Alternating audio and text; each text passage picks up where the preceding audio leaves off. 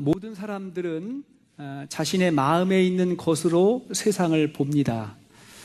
예를 들면 이런 거죠. 술을 좋아하는 사람에게 길을 물으면 대개 술집을 가리켜요. 쫙 가면은 호프집이 있잖아요. 그 우회전 하다 보면 쭉 가다 보면 포장마차가 있어요. 그 옆에 가면 이제 그게 있습니다. 이렇게 이야기를 하겠죠. 목사에게 길을 물으면 교회를 근거로 이야기를 할 거예요. 저 앞에 저 갈릴리 선교교회 보이죠? 그거 지나서 왼쪽으로 틀면 거기 가면 또 이제 2층짜리 교회가 있을 거예요. 그 옆에 그게 있습니다. 이렇게 이야기를 할 겁니다. 만일 더하기 표시를 학생들에게 이게 뭐야 물으면 이게 더하기잖아요. 이렇게 이야기하겠죠.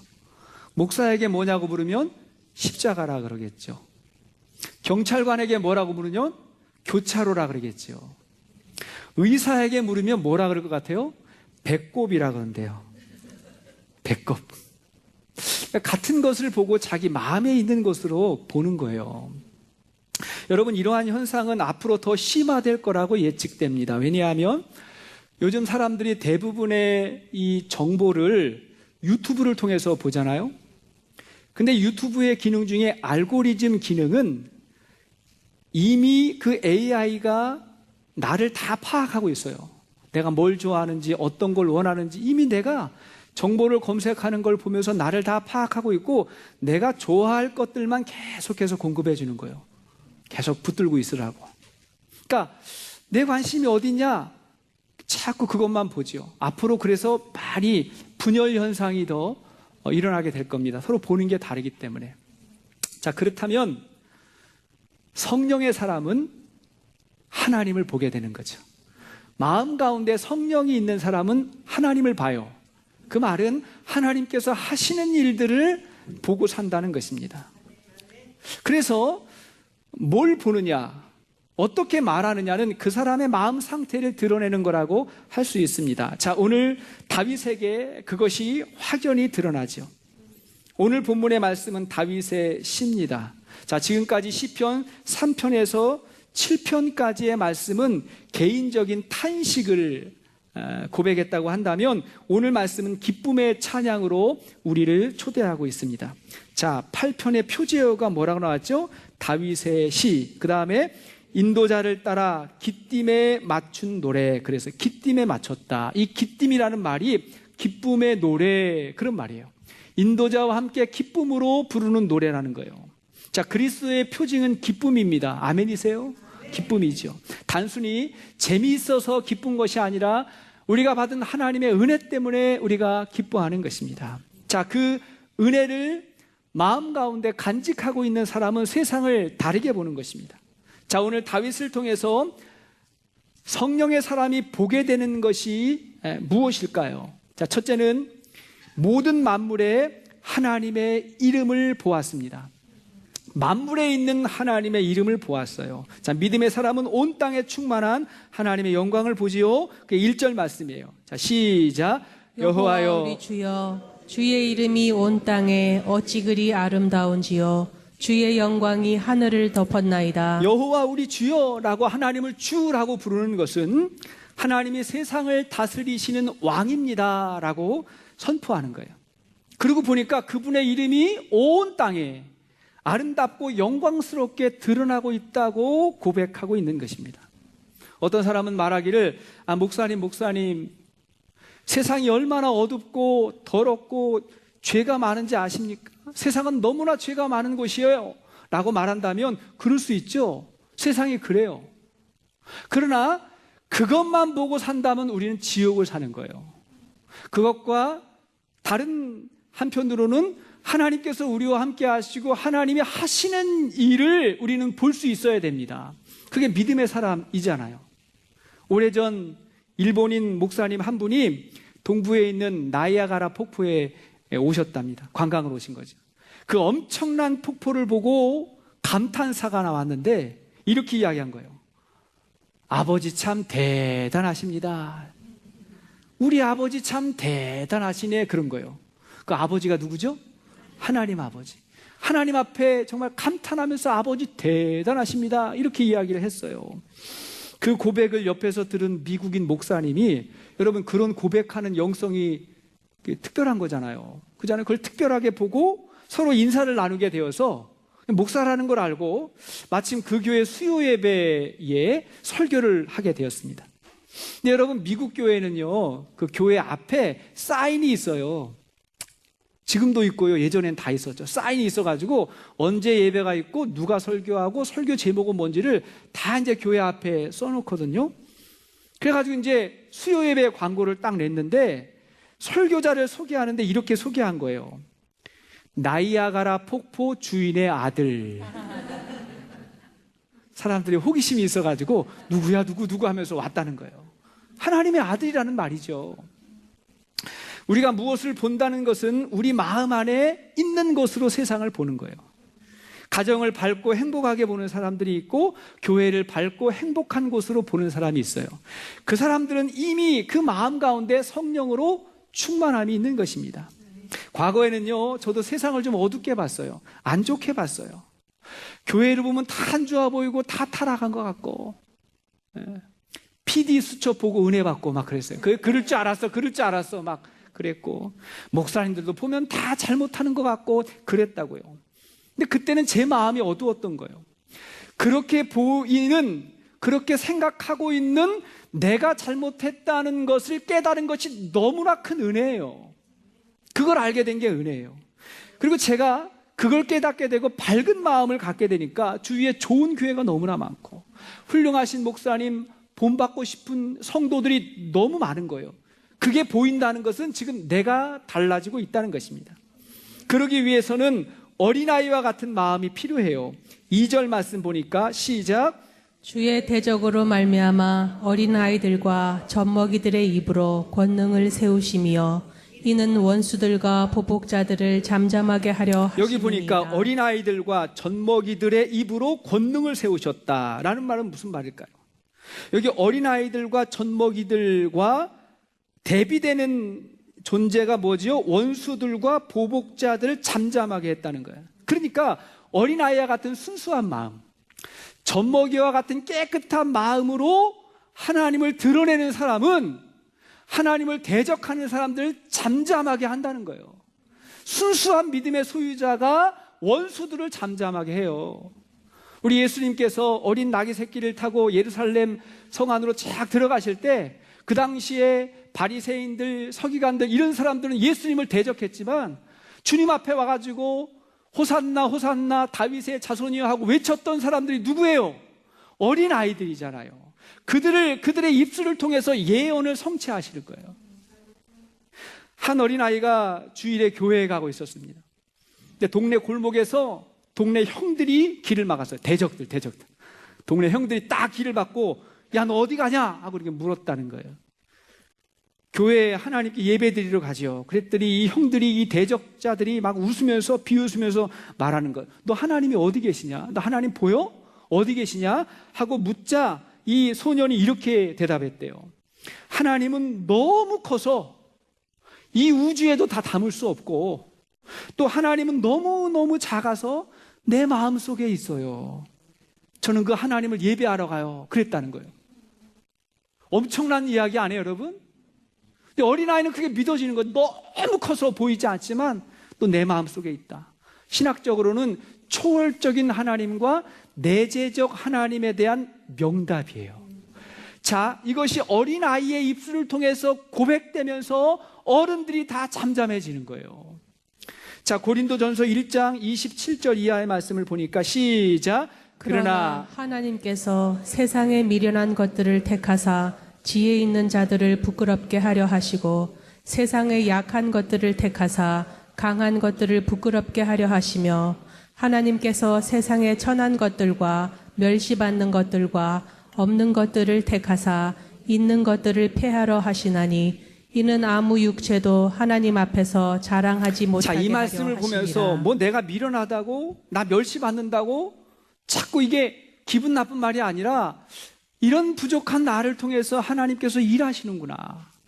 어린아이와 같은 순수한 모습으로 주님 앞에 설 때 대적들이 잠잠해지고 하나님의 영광이 드러나는구나. 이 믿음 가지고 주 앞에 설 수 있기를 축복합니다. 자, 만물 속에서 우리 하나님을 보는 것도 중요하지만 그것보다 더 중요한 게 있어요. 두 번째인데 그게 뭐냐면 그 하나님이 나를 만물보다 더 사랑하신다는 거예요. 세상 만물보다 나를 더 사랑하신다는 거, 그걸 보는 것이죠. 그게 3절이에요. 시작. 주의 손가락으로 만드신 주의 하늘과 주께서 베풀어 두신 달과 별들을 내가 보오니. 지금 다윗이 보는 거죠. 아마도 어릴 적 양치기로 있을 때의 경험이지 않을까 그렇게 생각합니다. 다윗이 온종일 양떼를 거닐면서 이곳저곳을 다니다가 해가 저물었어요. 그러니까 적당한 곳에 이제 안식처를 찾고 양들을 쉬게 하고 자기도 이제 하늘을 보고 하늘의 별들을 보면서 누운 거지요. 딱 누웠더니 하늘 위에 수많은 별들이, 달이 쫙 펼쳐져 있는 거예요. 그걸 이제 본 거죠. 마치 아브라함이 하늘의 별들을 보면서 하나님의 그 약속들을 기억했던 것처럼 다윗이 그 밤하늘의 별들이 쫙 펼쳐져 있는 걸 보고 어떤 생각을 했냐? 저 수많은 별들을 하나님께서 날 위해 만들어 주셨구나.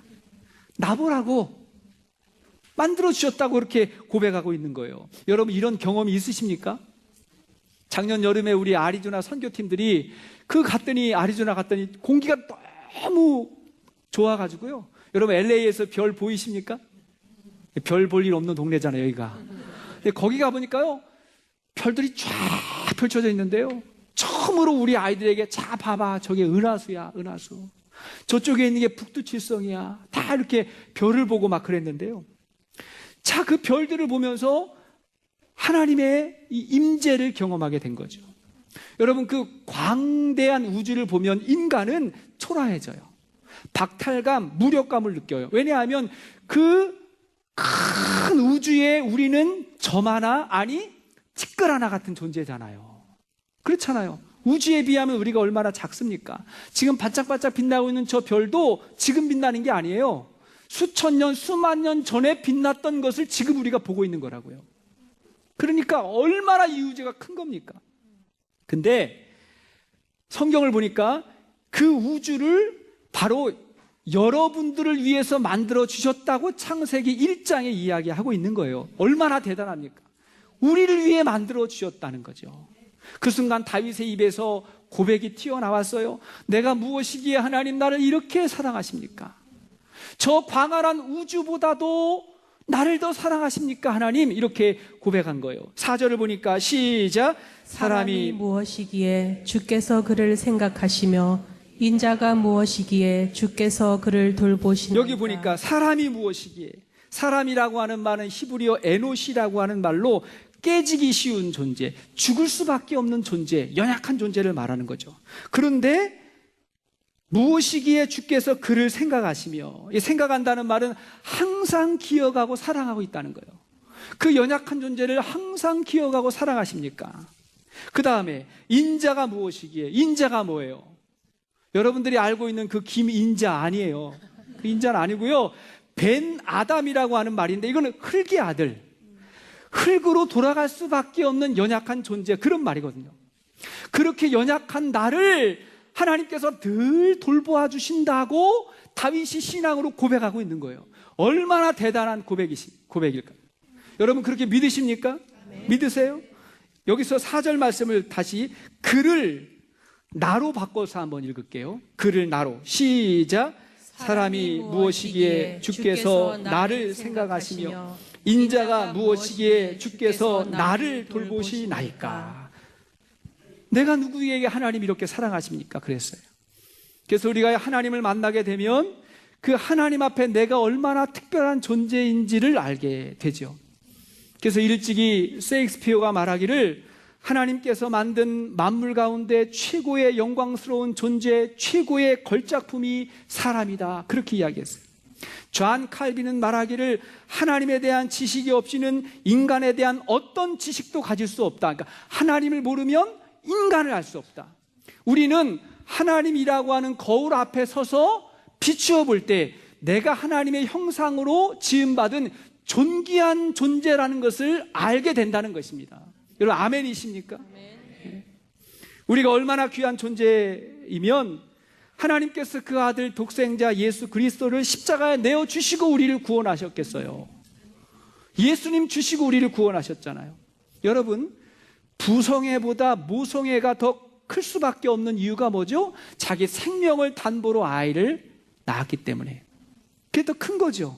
하나님은 자기 생명을 내어주시고 우리를 구원하신 거예요. 그러니까 얼마나 우리가 하나님 앞에 귀한 존재입니까? 로마서 5장 8절 말씀 보니까 시작. 우리가 아직 죄인 되었을 때에 그리스도께서 우리를 위하여 죽으심으로 하나님께서 우리에 대한 자기의 사랑을 확정하셨느니라. 여러분, 이 말씀을 믿습니까? 암송하시잖아요. 그리스도께서 죽으신 것이 하나님 사랑의 확증이다. 그러니까 우리는 엄청나게 하나님께 사랑받은 사람이죠. 성경이 이야기하잖아요. 그런데 오늘날 왜 이렇게 인간의 존엄성이 무너져 내렸을까요? 왜 사람들이 자존감을 잃어버리고 하찮은 존재라고 우리 스스로를 여길까요? 지난 19세기, 20세기는 자유주의 사상이 만연해서 인간이 신에 도전하는 그런 일들이 있었어요. 대표적인 3인방이 있어요. 여러분, 이 이름을 기억해야 돼요. 첫째는 찰스 다윈입니다. 다윈. 그의 이론에서 진화론이 나왔어요. 그는 인간이 하나님의 작품이 아니라 우연히 진화된 동물이다, 그렇게 이야기를 해요. 둘째는 심리학자 프로이드예요. 지그문트 프로이드예요. 그는 인간의 내면 세계, 우리가 중요하게 여기는 영성, 이런 것을 부인했어요. 그는 하나님이 영적인 존재가 아니라 심리적인 문제다, 그렇게 보았습니다. 세 번째가 칼 마르크스예요. 칼 마르크스예요. 그는 인간의 정신보다 물질이 훨씬 더 중요하다. 아니, 물질이 세상을 지배한다. 그래서 유물론적 사관에 입각해서 훗날 사회주의나 공산주의 이런 사상들이, 그런 사람들이 나오게 된 거죠. 이들의 주장에 영향을 받은 오늘날 인류는 엄청난 혼란을 겪고 있는 거예요. 혼란이에요. 인간의 존엄성이 무너져 내리고 물질 만능주의, 도덕적인 타락, 사람들과의 투쟁들, 이런 일들이 계속해서 벌어지고 있어요. 인간은 단지 생각하는 동물이다. 그게 생각하는 하나님의 피조물 생각하는 동물이다. 그러니까 열등한 동물은 우위에 있는 동물이 얼마든지 지배할 수 있다. 그러니까 전쟁도 하고 침략도 하고 정당화되는 그런 모습들을 인류가 보였어요. 과거에 어느 대학생이요, 염세주의자의 책을 읽고 옥상에 올라가서 투신 자살을 했어요. 근데 그 유서를 보니까 이렇게 글을 남겼대요. 당신은 무엇입니까? 나는 아무것도 아닙니다. 그럼 죽어야지요. 아무것도 아니니까, 의미 없으니까 죽어야죠. 지난주 신문을 보니까요, 미국의 청소년들의 지난 10년 동안의 자살률이 그 이전보다 56% 올랐다는 기사를 제가 봤어요. 사건으로 죽는 게 아니고 자살하는 인원이 훨씬 많다는 거예요. 청소년들도. 그러니까 우리가 애들이 먼데 가고 어디 여행 가고 그럴 때만 기도할 게 아니에요. 그 영혼의 마음을 붙잡아 달라고 우리가 기도해야 됩니다. 근데 그 뿌리가 뭐가 문제죠? 잘못된 무신론인 거예요. 하나님의 형상을 잃어버리고 있는 거예요. 자, 그러면 인간이 과연 그런 존재일까? 아니라는 거예요. 5절을 보세요. 5절 시작. 그를 하나님보다 조금 못하게 하시고 영화와 존귀로 관을 씌우셨나이다. 그를 하나님보다 조금 못하게 하셨다. 인간을 하나님보다 약간 못하게 하셨다. 옛날 버전을 보면 천사보다 조금 못하게 하시고 이렇게 번역이 됐었어요. 전에 버전은. 왜 그런가 봤더니 이 히브리어 엘로힘이라고 하는 말은 신이라는 말도 있지만 천사라는 말도 있거든요. 근데 이 문맥을 볼 때 이거는 하나님으로 번역하는 게 맞습니다. 우리 인간을 하나님보다 약간 못하게 하셨다는 것은 이거예요. 우리가 하나님은 아니에요. 우리가 하나님보다 높아지려고 하면 그게 죄예요. 그러나 인간은 하나님 같은 하나님의 형상으로 지음받은 하나님 앞에서 특별한 존재임을 여러분 믿으시길 바랍니다. 그게 우리의 정체성이에요. 하나님 닮은 인간이에요. 자, 그렇게 우리를 사랑하시는 하나님께서 세 번째, 우리에게 만물을 다스리게 하셨어요. 만물을 다스리게 하셨다. 하나님께서 사람을 만드시고 인간에게 무슨 말씀을 하셨죠? 6절에서 8절까지를 보니까 시작. 주의 손으로 만드신 것을 다스리게 하시고 만물을 그의 발 아래 두셨으니 곧 모든 소와 양과 들짐승이며 공중의 새와 바다의 물고기와 바닷길에 다니는 것이니이다. 여기 6절 보니까 주의 손으로 만드신 것을 다스리게 하시고, 그러면 온 세상은 주님이 만드셨는데 그것을 다스리라고 명령하신 분은 누구예요? 하나님이. 그 명령을 받은 건 누가 받은 거예요? 우리가. 여러분들이 하나님의 명령 받았음을 믿습니까? 하나님이 만드시고 우리에게 맡겨주셨다는 거예요. 우리를 통해서 하나님이 세상을 다스리시겠다는 거예요. 이게 얼마나 귀한 말씀입니까? 창세기 1장 26절 말씀도 보니까 시작. 하나님이 이르시되 우리의 형상을 따라 우리의 모양대로 우리가 사람을 만들고 그들로 바다의 물고기와 하늘의 새와 가축과 온 땅과 땅에 기는 모든 것을 다스리게 하자. 사람에게 다스리게 하시고. 그러니까 우리는 하나님의 청직이에요. 우리 건 아니지만 하나님 우리에게 맡겨주셨어요. 관리인 청직입니다. 우리에게는 다스림의 특권이 있는 거예요. 하나님은 그만큼 저와 여러분들을 믿고 있는 거예요. 신뢰하는 거예요.